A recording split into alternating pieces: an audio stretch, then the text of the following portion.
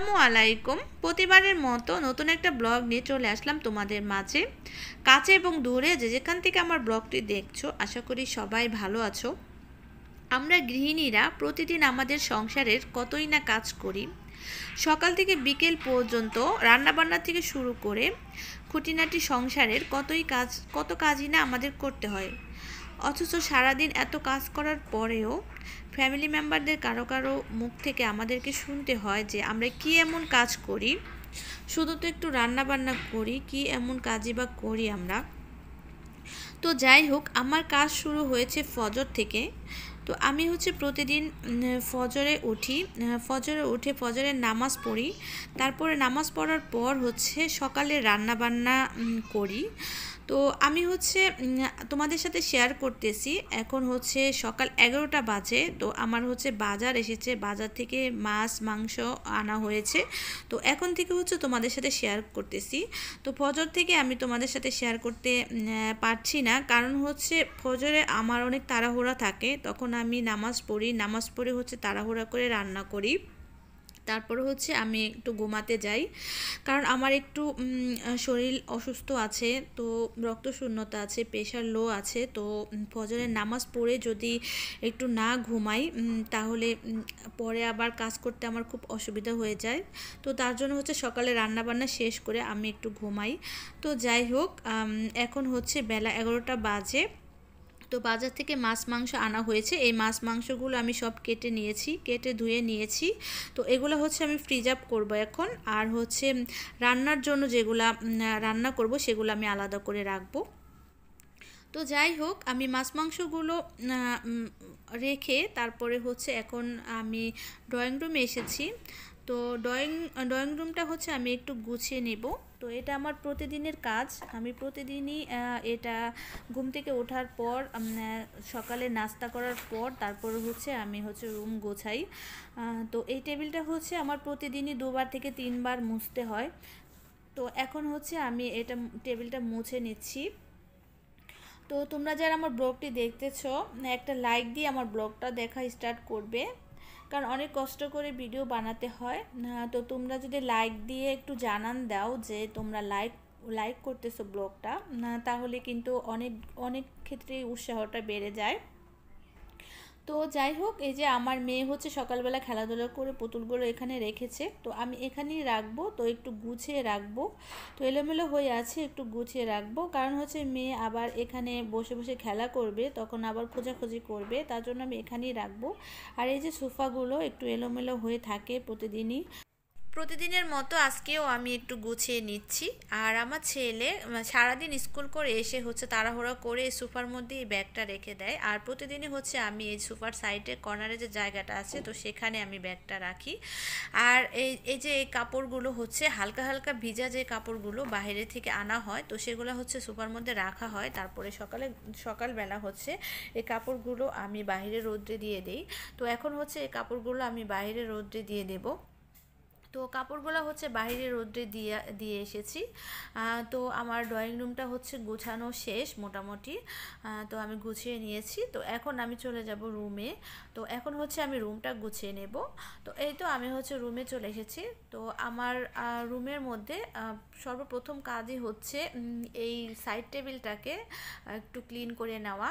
তো আমি সাইড টেবিলটাকে প্রতিদিনই এভাবে মুছে নেই। আর এই যে ফুলের টবটাকে প্রতিদিনই এভাবে ক্লিন করে নেই। ফুলটাকে একটু ঝেড়ে ঝেড়ে ঝেড়ে যে আলগা যে ধুলাটা পড়ে, তো প্রতিদিনই এভাবে ক্লিন করে নেই।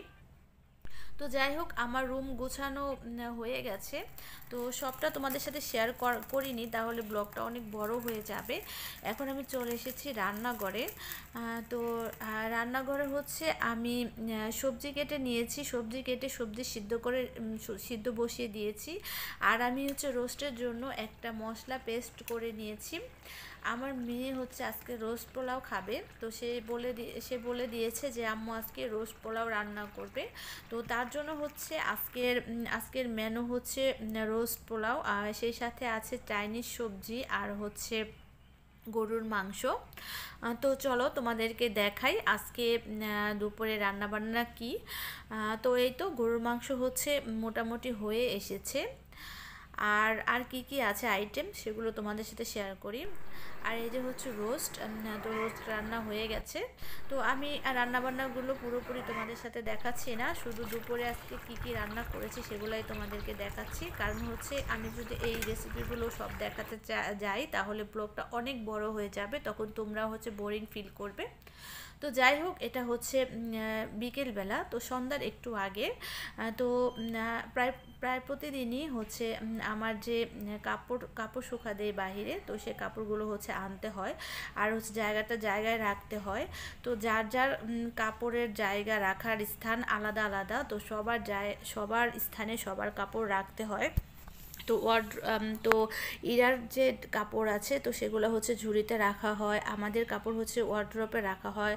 আর ওয়ার্ড্রপের ড্রয়ার হচ্ছে প্রত্যেকেটা ভাগ করা আছে, তো যার ড্রয়ারে তার কাপড় রাখতে হয়।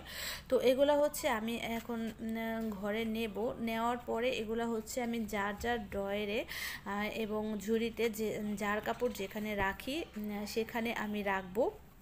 তো যে কাজটা আমার প্রায় 2-1 দিন পরই করতে হয় যখন কাপড় ধোয়া হয়।